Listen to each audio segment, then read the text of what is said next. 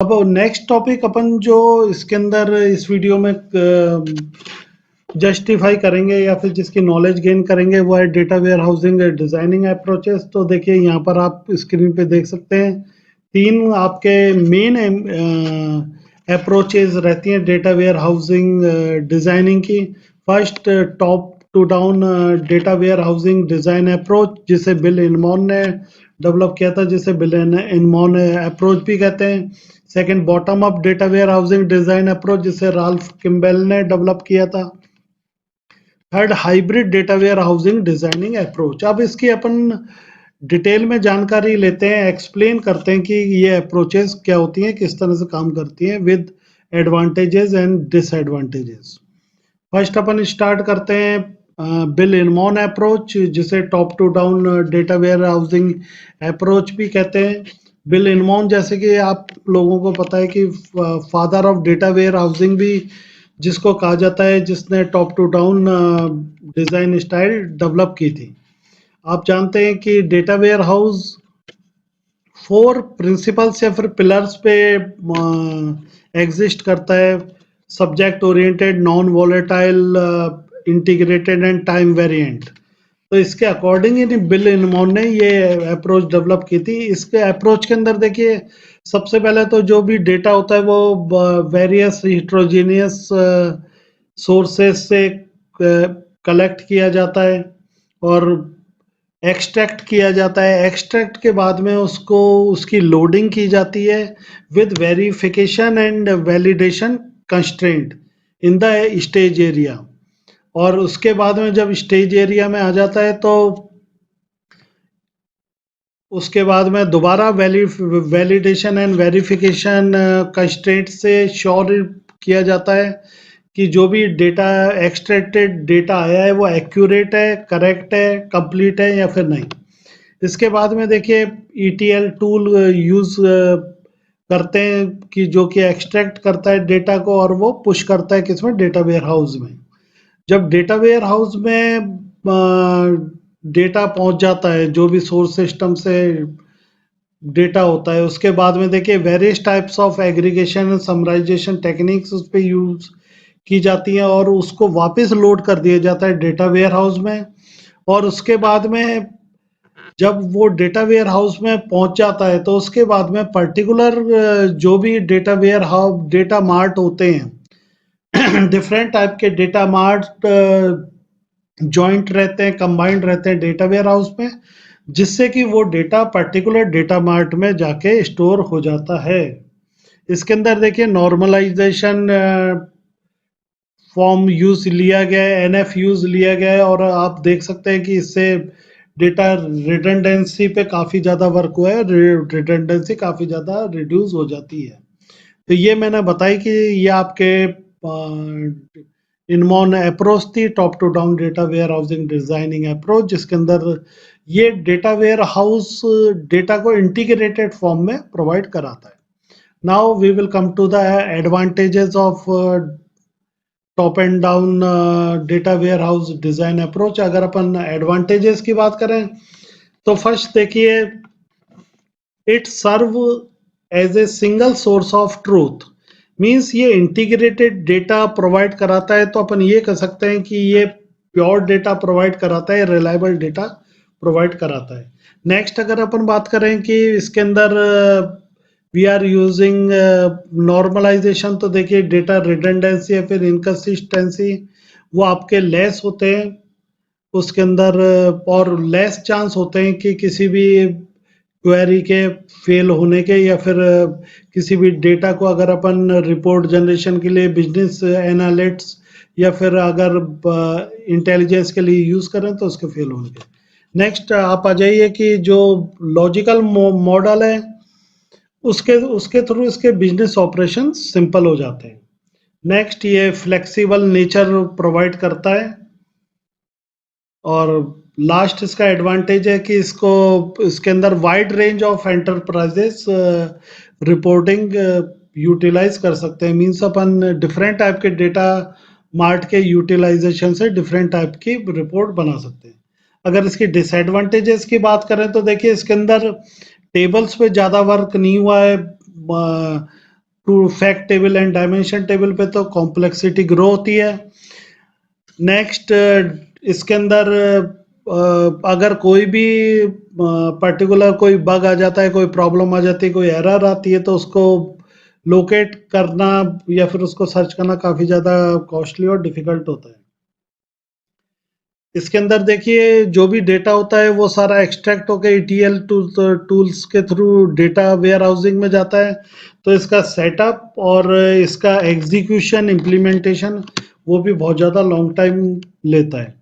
And last इसका disadvantage अगर अपन देखें तो एडिशनल ईटीएल टूल भी कई बार रिक्वायर होते हैं जो डेटा मार्ट फंक्शनैलिटी में काम करते हैं। बट फर्स्ट इसमें डेटा वेयर हाउसिंग के थ्रू आता है, तो इसको डेटा मैनेज करने में भी प्रॉब्लम होती है। नेक्स्ट अप्रोच की अपन बात करेंगे, second Kimball approach, bottom up data warehousing designing approach, जिसे डेवलप किया था राल्फ किम्बेल ने।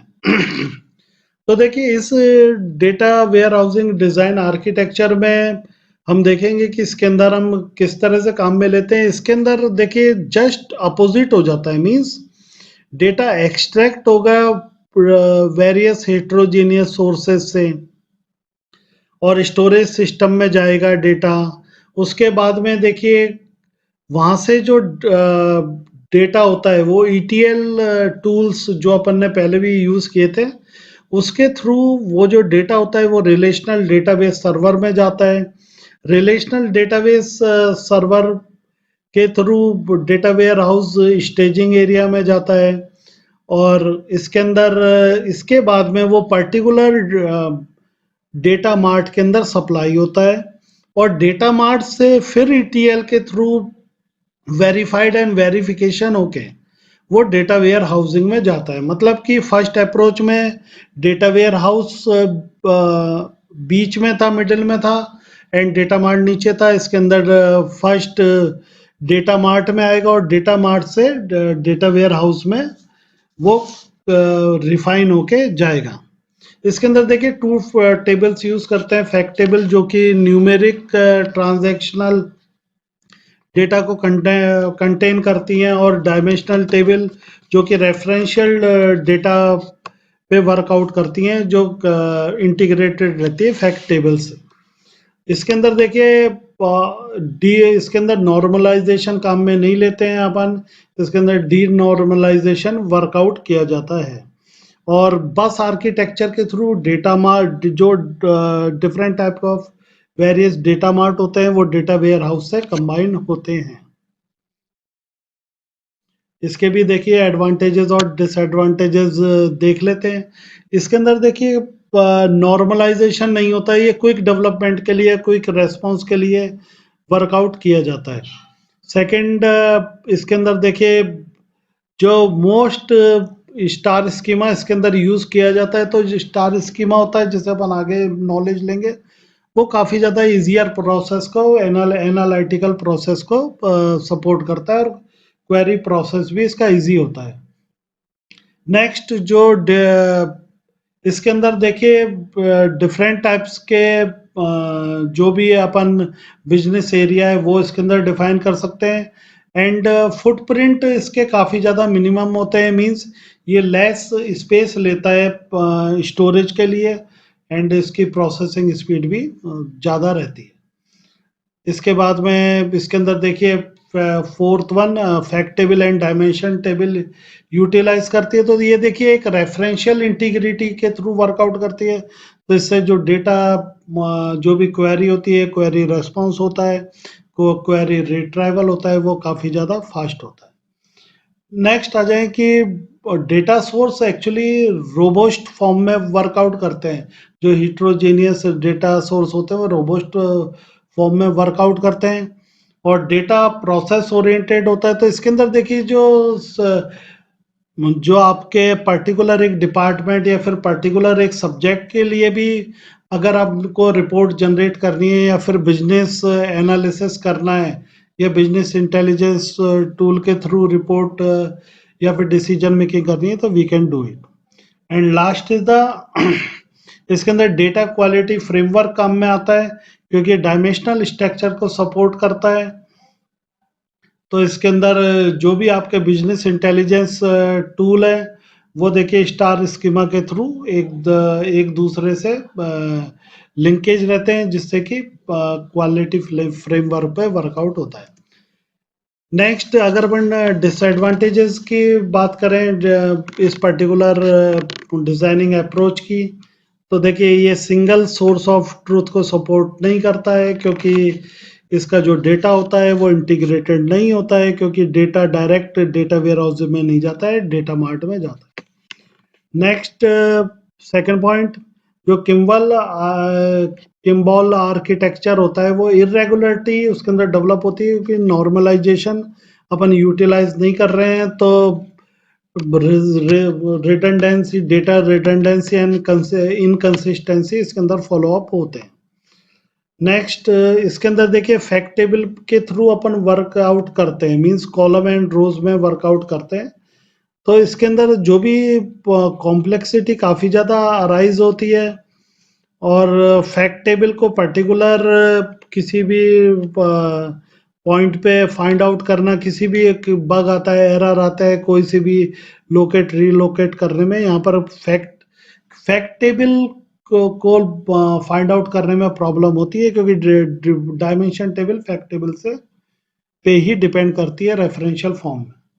नेक्स्ट जो किम्बेल मॉडल है वो बिजनेस इंटेलिजेंस रिक्वायरमेंट को फुलफिल सपोर्ट नहीं करता है, क्योंकि इसके अंदर डेटा मार्ट पे ज़्यादा फोकस किया गया है डेटा वेयर हाउसिंग पे के मतलब कंपैरिजन में।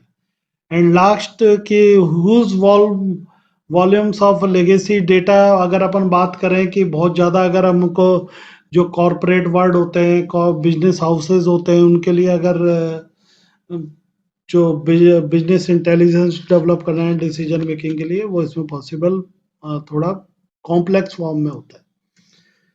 Next hybrid data warehousing designing approach की अपन बात करेंगे, तो ये हब एंड स्पोक आर्किटेक्चर पे वर्कआउट करता है, जिसके थ्रू देखिए इसके अंदर दोनों यूटिलाइज किए जाते हैं, कॉन्सेप्ट को मिक्स करके यूटिलाइज किया जाता है हाइब्रिड फॉर्म में।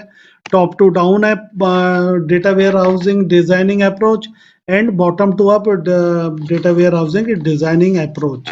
इसके अंदर देखिए जहाँ पर हम हाइब्रिड स्ट्रक्चर में नॉन स्टैटिक डेटा के थ्रू वर्कआउट करते हैं, मीन्स डायनेमिक डेटा भी डेटा इसके अंदर रियल टाइम्स के थ्रू वर्कआउट किया जाता है, और इसके ये आपके डायमेंशन मॉडल को सपोर्टेबिलिटी करता है, जो कि अगर अपन बात करते हैं तो इसके अंदर डिफरेंट टाइप के snowflake schema, multi dimensional schema, star flake schema, different type के स्कीमा इसके अंदर कंबाइंड किए जा सकते हैं, और आजकल most of the data warehousing में इसी टाइप की data warehousing designing approach calculate की जाती है।